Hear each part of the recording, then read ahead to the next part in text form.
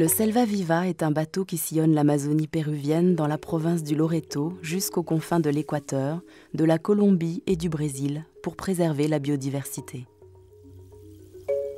Ses sorties sur les fleuves Marañón, Tigré, Napo, Ucayali et Javari durent 4 semaines au départ et à l'arrivée d'Iquitos. L'objectif du Selva Viva est de renforcer la capacité des populations locales dans la conservation et la gestion durable de leur territoire, constitué en très grande partie de forêts primaires le long des fleuves et donc menacées de déforestation ou d'exploitation irraisonnée. Une mission dévolue à la solidarité en faveur des communautés locales confrontées à des problèmes de développement.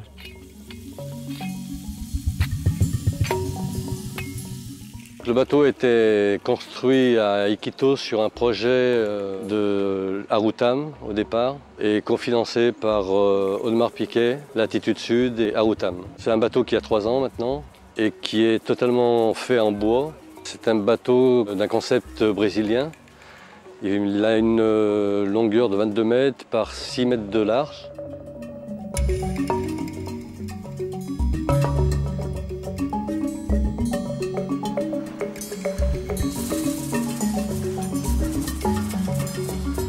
Notre route est variable, on peut descendre aussi bien jusqu'à la frontière du Brésil, qui se trouve à l'est, aussi bien remonter au Courail, au nord, en direction de l'Équateur, ou le Marañón qui nous ramène vers l'ouest, dans l'origine de l'Amazone.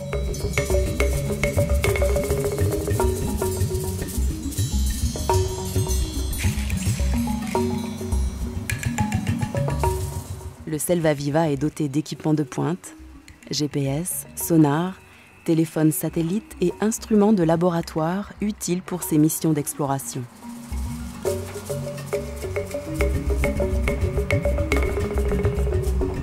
Il est équipé de plaques solaires qui lui permettent d'avoir une autonomie au niveau énergie sans avoir recours à un générateur. De plus, nous disposons de 2100 litres d'eau potable.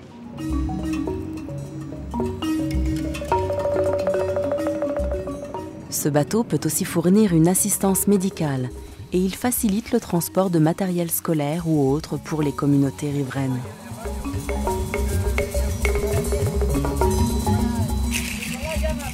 Aujourd'hui, les projets du Selva Viva est de faire à l'année 2 croisières humanitaires qui consistent avec la collaboration du système de santé péruvien, d'une visite des différentes communautés qui, par leur éloignement, ont des difficultés à pouvoir aller jusqu'au centre de santé le plus proche. Donc notre démarche est inverse, c'est-à-dire que c'est le bateau qui se transforme en centre de santé et qui va à la rencontre de ces populations. Atención médica, ¿ya? Te esperamos ahorita.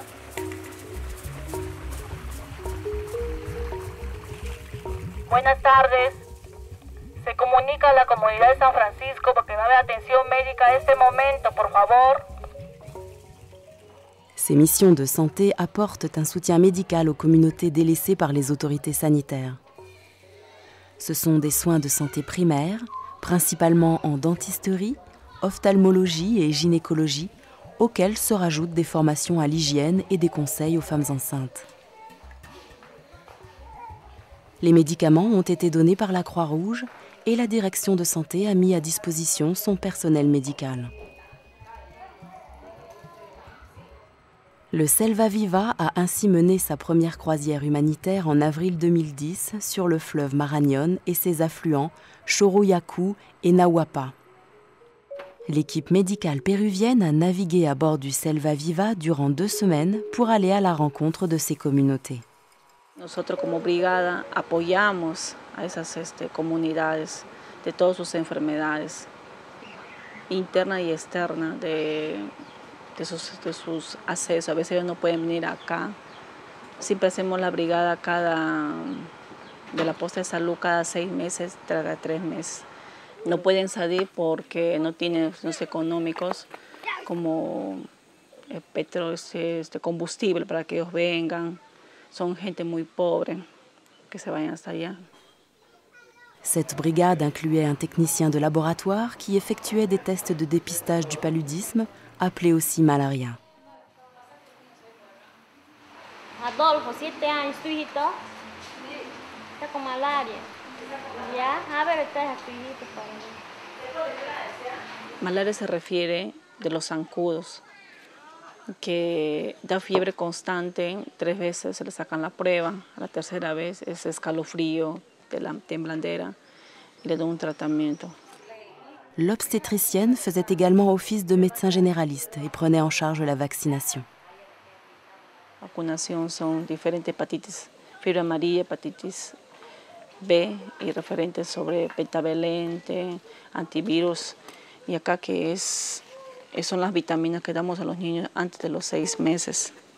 Enfin, un dentiste complétait la brigade médicale. En plus des soins prodigués, des enquêtes de santé ont été menées dans chaque village afin de connaître les besoins sanitaires de ces populations isolées, en vue d'une aide plus ciblée lors des prochaines visites. Y siempre en cada comunidad siempre hay un promotor. ¿Qué se llama promotor? Es parecido de salud, ellos nos avisan cualquier enfermedad que hay por radio. El promotor se refiere a un apoyo interno de la posta de salud y nos avisa que cada uno tiene una enfermedad. Viene la carretera equipos náusea. Usted se presenta, yo sé que es malaria, estoy temblada. No puedo dejar que muera. Lo único que me queda, ahora no tengo, es bonito nada más. Como bonito, te venía siquiera. Las enfermedades que más abundan acá es la enfermedad de la diarrea, que se llama la edema acuosa, son la mordedura de serpiente.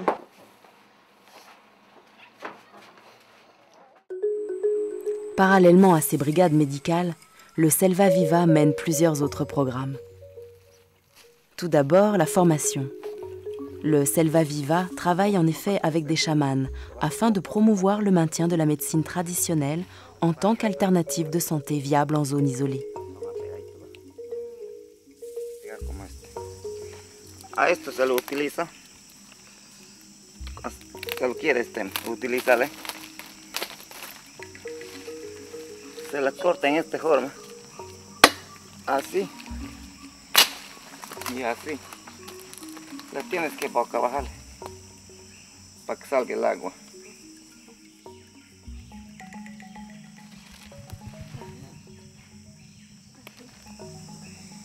Es un agua bien limpia. Remedios, pues. Il mène également des projets de recherche puisque des scientifiques utilisent le bateau pour des missions d'inventaire de la flore amazonienne afin d'aider à sa conservation. Le Selva Viva propose également des croisières écotouristiques hors des sentiers battus. L'ambiance y est familiale et conviviale.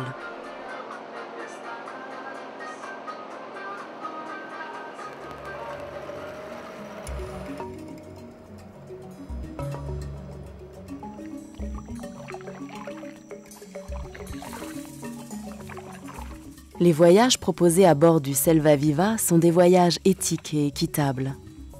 Ils sont proposés à des petits groupes de 4 à 10 personnes qui seront accompagnés d'un guide francophone, de 6 membres d'équipage, tous originaires de la région, et d'un guide local. Les communautés visitées bénéficient directement de ce tourisme. Pour eux, c'est un apport économique déjà, puisque nous, à chaque fois qu'on apporte des groupes, c'est pour qu'économiquement, il y ait des retombées sur la communauté. Par exemple, au niveau de l'école, cette année, il a été fait une apportation assez importante pour qu'aucun élève ne manque ni de livres, ni de crayons, ni de matériel didactique.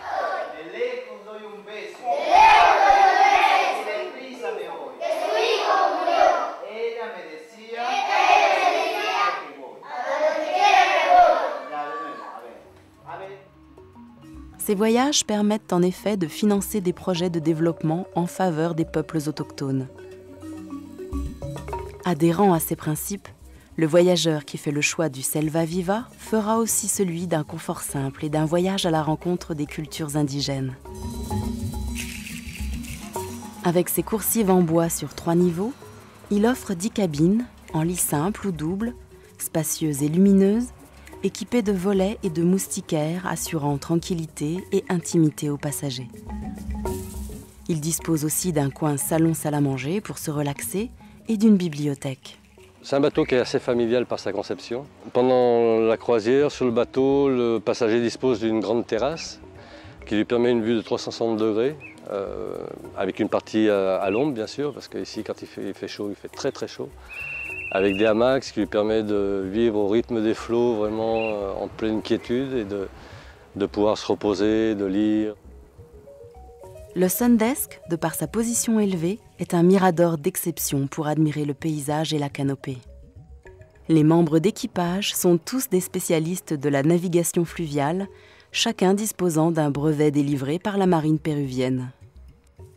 L'accompagnement durant le voyage est assuré par Serge Lopez, coordinateur français du Selva Viva. Servi dans la salle à manger ou sur le pont supérieur, la cuisine se veut gastronomique et peut s'adapter aux besoins de chacun en termes de régime ou de diète particulière. Pour ce qui est de la cuisine, aujourd'hui nous disposons d'un chef qui, pour moi, est un chef, un très bon cuisinier, qui offre une gamme de plats assez variés puisque aujourd'hui on est capable d'offrir sur une croisière de 15 jours 15 plats différents. 30 plats en réalité, puisque midi et soir on offre des plats totalement différents, aussi bien une cuisine péruvienne qu'internationale, au goût de chacun. Esta es la causa rellena, con la causa vegetariana. ¿Ya? Lleva palta, atún, papas y huevo para decoración y ají mirasol y aceituna. Esa es una comida típica del Perú.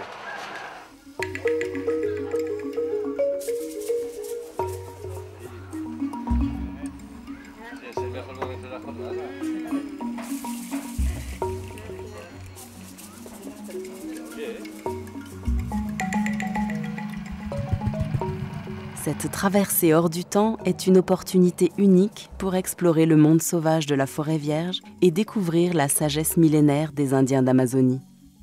Une navigation au cœur d'un Eldorado végétal et animal. Accompagné d'un guide francophone, à pied ou en canot, les journées se passent en compagnie des locaux à la découverte de cet univers foisonnant de vie. La faune est variable suivant le jour et la nuit, donc le jour on pourra voir peut-être plus souvent des singes, des oiseaux, observer des oiseaux. C'est des marches qui est variable suivant les conditions de chacun. On peut faire des marches de 4 heures comme d'1 heure, mais même en 1 heure on peut arriver à profiter pleinement déjà simplement du calme, de la tranquillité qu'on peut ressentir.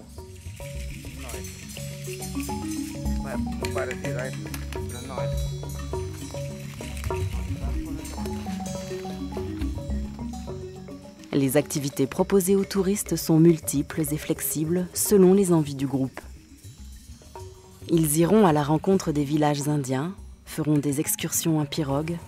Ils découvriront aussi l'artisanat et le savoir-faire des autochtones, comme par exemple la fabrication d'un canot traditionnel en bois, ou encore la préparation du masato, une boisson typique à base de manioc auquel on ajoute un peu d'eau et de sucre, puis qu'on laisse fermenter pendant 2 jours avant de le servir très frais.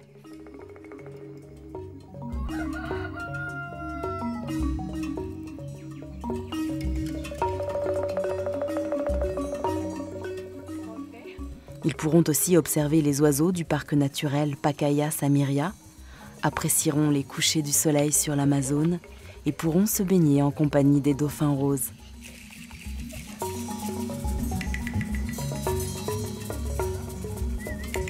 Une activité très appréciée est également la pêche au piranha, depuis le ponton du bateau ou en pirogue.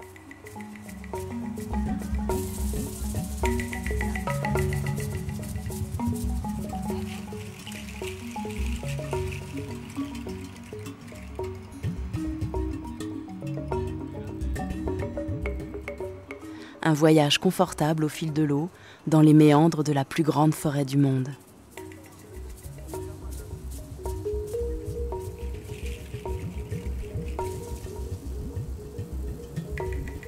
Des voyages uniques et authentiques qui ne sont possibles que parce que Latitude Sûre mène dans cette région du monde des programmes de soutien aux populations locales. Alors aujourd'hui, notre approche des du tourisme est bien différente, c'est-à-dire qu'on ne cherche pas du tout à changer les habitudes des communautés, bien au contraire. On amène des petits groupes déjà, on ne veut pas non plus faire du tourisme en masse. Des petits groupes qui vont vivre au rythme des communautés, c'est-à-dire sans changer leurs habitudes, ils vont s'adapter, ils vont visiter, ils peuvent rester même des journées, plusieurs journées dans une communauté. Et là, il leur est proposé aussi bien de participer avec eux à une journée de pêche, ou de promenade en pirogue sur le lac, enfin sur l'étang qui est à proximité. On a le cas de Solterito où aujourd'hui on offre différentes possibilités. Et ensuite, également, on leur permet de connaître les projets qui vont se développer sur Solterito. Solterito est un village Kokama créé il y a 30 ans à 40 miles de Nota, à l'ouest d'Iquitos. Il regroupe 25 familles, soit 140 habitants au total, qui vivent principalement de l'agriculture et de la pêche.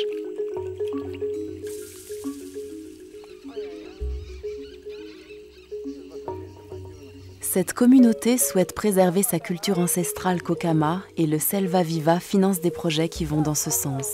L'école bilingue, par exemple, permet aux jeunes de continuer à apprendre leur langue en parallèle à l'espagnol.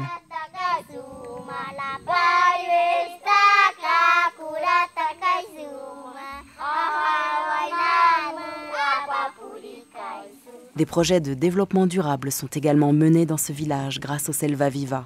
Un projet d'adduction d'eau potable va notamment permettre de réduire les maladies liées à la pollution de l'eau du fleuve qu'ils consomment. Par ailleurs, un projet d'agroforesterie et de reforestation s'est mis en place afin d'enrichir les sols et de diversifier les cultures qui se limitaient jusqu'à présent au riz, à la banane et au manioc, ceci en vue de réduire les carences alimentaires. Une composante production d'huiles essentielles et commercialisation des produits de la forêt est aujourd'hui à l'étude afin de générer des revenus alternatifs à la reforestation. Solterito également est en train de redévelopper l'usage des plantes médicinales. Ils ont créé un petit jardin un peu botanique. Et donc en alternance avec les produits, les médicaments modernes, ils utilisent également les plantes médicinales. dont au cours des promenades dans la forêt, vous aurez l'occasion de les découvrir. À Solterito, comme dans la plupart des autres communautés, les plantes ont une importance capitale. Ce sont souvent les uniques moyens de se soigner. La plupart des villages ont leur propre curandero, ou guérisseur, qui connaît parfaitement les plantes de la forêt et leurs usages.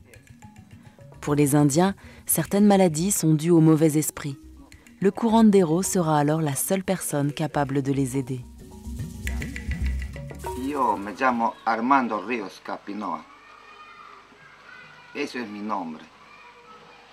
Empezó a trabajar de 18 años la medicina tradicional. Hasta esta edad que tengo ahorita. De veramente que acá la gente llega de todos los días casi. Con enfermedades diferentes, enfermedades. Vienen mayormente hechizados.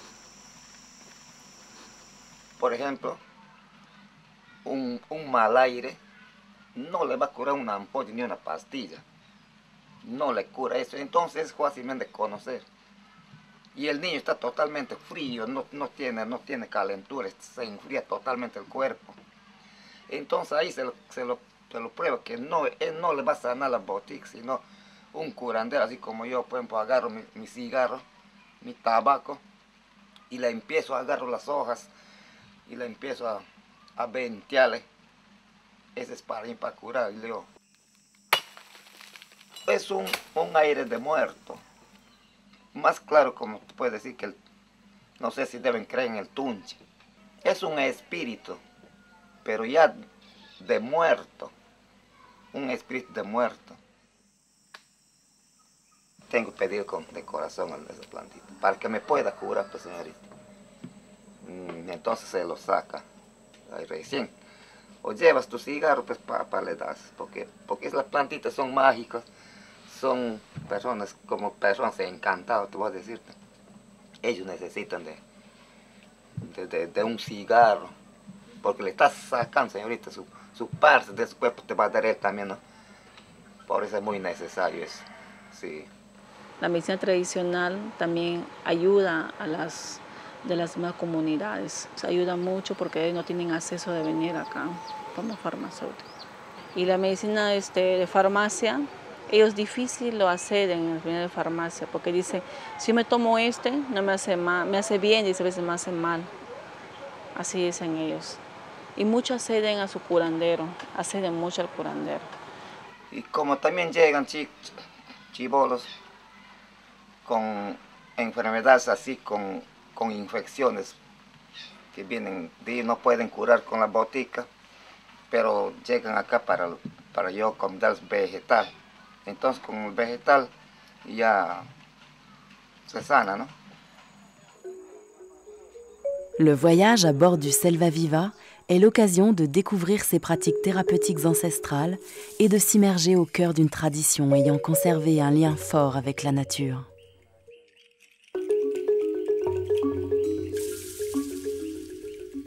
Toutes les personnes qui voyagent ont la possibilité de voir les résultats des projets. Et de plus, même sur notre page web, sera affichée dans le blog la progression de ces projets. Donc je pense que c'est en même temps éducatif ce que l'on propose. Ce n'est pas seulement une croisière pour voir des animaux et connaître une région qui est magnifique, mais aussi éducatif au niveau de ce que l'on fait. C'est des petits projets, mais je pense que des fois, il n'y a pas besoin de gros projets pour changer le bien-être des personnes. C'est surtout une approche au niveau des communautés de les faire connaître telles qu'elles sont. Et je pense que c'est toujours une leçon de vie pour se comparer et apprendre surtout de ces échanges entre les communautés et les passagers qu'on apporte.